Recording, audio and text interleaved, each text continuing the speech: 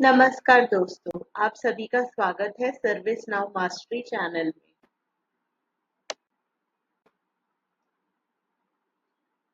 तो गाइस, आज हम सीखेंगे सर्विस कैटलॉग के बारे में या फिर सर्विस रिक्वेस्ट भी आप बोल सकते हैं। तो गाइस, आईटीएसएम एप्लीकेशन के बहुत सारे, जैसे आप लोग भी जानते हैं, मॉड्यूल्स होते हैं। इंसिडेंट, चेंज मैनेजमेंट और सर्विस रिक्वेस्ट, नॉलेज मैनेजमेंट। तो उसमें से एक जो है वो है सर्विस रिक्वेस्ट। तो सर्विस रिक्वेस्ट क्या होती है? मैकडॉनल्ड्स में गए हो या फिर आप कोई रेस्टोरेंट में गए हो या फिर आप किसी शॉपिंग कॉम्प्लेक्स में गए हो, तो वहां पे आपको एक स्क्रीन नजर आती है और उस स्क्रीन पे आप कुछ भी ऑर्डर कर सकते हैं और आप जो चीज ऑर्डर करते हैं उसको आप ऐड भी कर सकते हैं और ऐड टू कार्ट करके उसको आप वहां से परचेज कर सकते हैं। या फिर आप ऑनलाइन जब शॉपिंग करते हैं, जैसे कि अमेजोन पे शॉपिंग करते हैं या फिर कोई भी ऑनलाइन शॉपिंग ऐप पे, तो आप वहां पर भी सेम फंक्शन आपका वहां पे होता है और आप सेम प्रोसीजर को फॉलो अप करके आप अपने कार्ट में उस आइटम को ऐड। ऐसे ही दोस्तों, सर्विस कैटलॉग क्या करता है, सर्विस रिक्वेस्ट क्या करती है, वो सर्विस नाउ का एक बहुत अच्छा मॉड्यूल है। आईटीएसएम एप्लीकेशन का एक बहुत अच्छा मॉड्यूल है जिससे आप through service now, through service request से आप मांग सकते हैं। तो आपको एक फॉर्म भरने के लिए आम भाषा में मैं बोलूं, तो आपको अगर एक फॉर्म भरना है सर्विस नाउ में जिसमें आप कुछ चीजें मांग करना चाहते हैं, तो आप उसके लिए सर्विस रिक्वेस्ट को रेज करिए और आपकी सर्विस रिक्वेस्ट के बेस पर आपकी चीजें अप्रूव या रिजेक्ट होंगी मैनेजर के थ्रू, या और किसी बंदा उसे कोई रिजेक्ट या अप्रूव करेगा और उसके बाद वो आपको चीजें मिलेगी। तो आइए बढ़ते हैं, देखते हैं सर्विस कैटलॉग होता क्या है। What is service catalogue? Self service application in ServiceNow used to request ID in the business services. Self service application है सर्विस नाउ में, आप उसको यूज करके आप कोई भी रिक्वेस्ट कर सकते हैं, आपको जो भी आइटम्स रिक्वायर्ड हैं। Use to request ID in the business services examples, जैसे कि कोई कोई भी एम्प्लॉय ऑन बोर्ड होता है तो या फिर ऑफ बोर्ड होता है। ऑन बोर्डिंग के टाइम पे उसको क्या क्या चीजों की जरूरत होती है?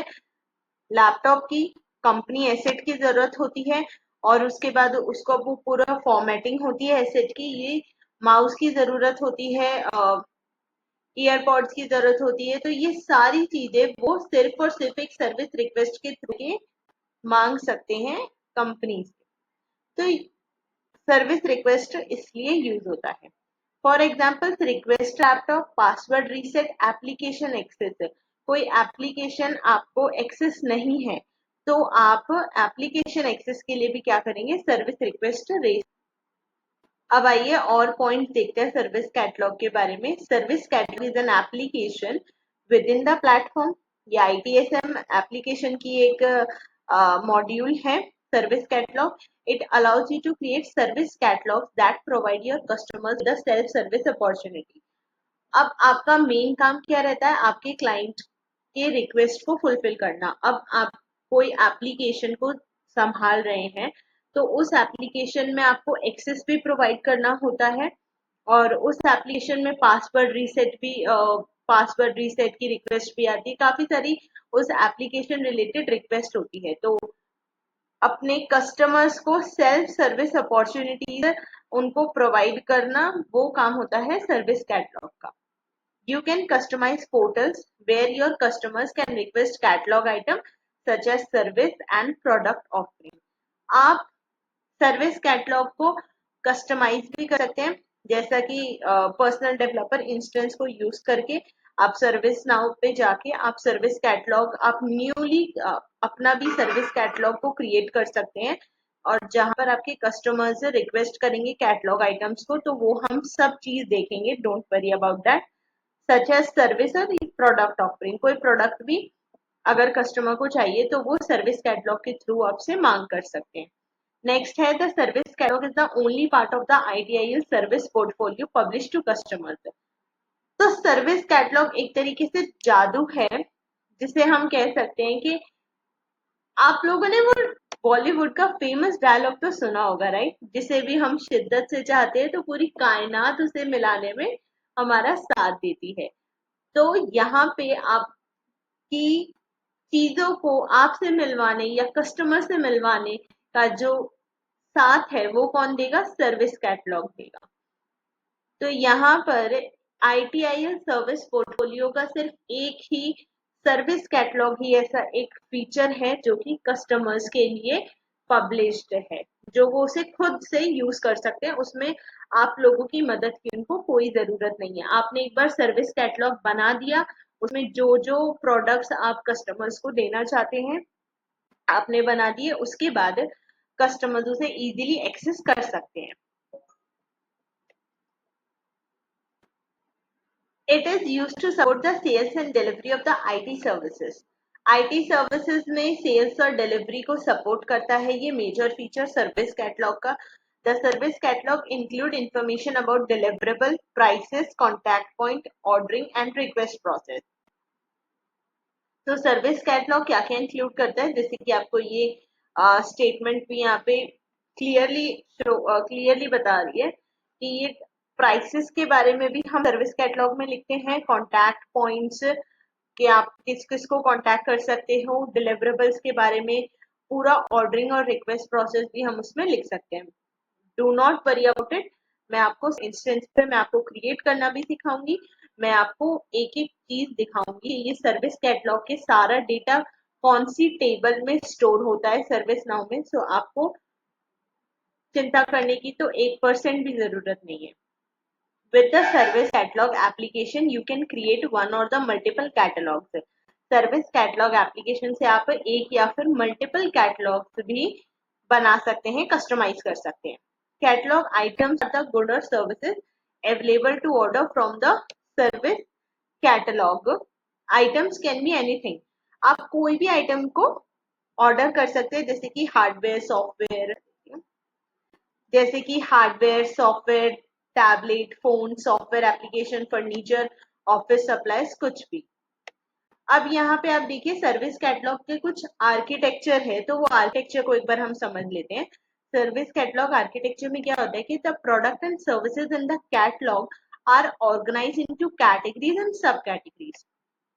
तो हमारा मेन क्या है? सर्विस कैटलॉग है। अब सर्विस कैटलॉग आगे फर्दर डिवाइड होता है कैटेगरीज, और वो कैटेगरीज भी फर्दर डिवाइड होती हैं सब कैटेगरीज में। The base system includes several useful category and you can define your own. और सबसे अच्छी बात जो सर्विस नाउ हमें प्रोवाइड करता है कि आप अपनी मनपसंद, अपने मन मर्जी names according to the client requirement ये सर्विस नाउ कैटलॉग कस्टमाइज हो जाता है। ये इससे अच्छी और क्या बात हो सकती है, राइट? तो यहाँ पे आप देख पा रहे होंगे सर्विस कैटलॉग, उसके बाद हार्डवेयर है। हार्डवेयर में ये एक कैटेगरी है, हार्डवेयर, सॉफ्टवेयर, टैबलेट्स, फोन्स, तो ये ऐसे करके एक कैटेगरीज है। और अब इनकी कुछ फर्दर सब कैटेगरीज हैं, जैसे कि हार्डवेयर में कंप्यूटर्स हैं, अब उस iOS, Android, mobile phones, iPhone and other.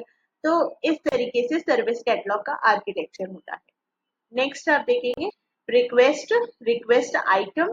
तो पहले हम लोग रिक्वेस्ट करते हैं कैटलॉग को, फिर रिक्वेस्ट आइटम, और फिर वो टास्क में जाता है।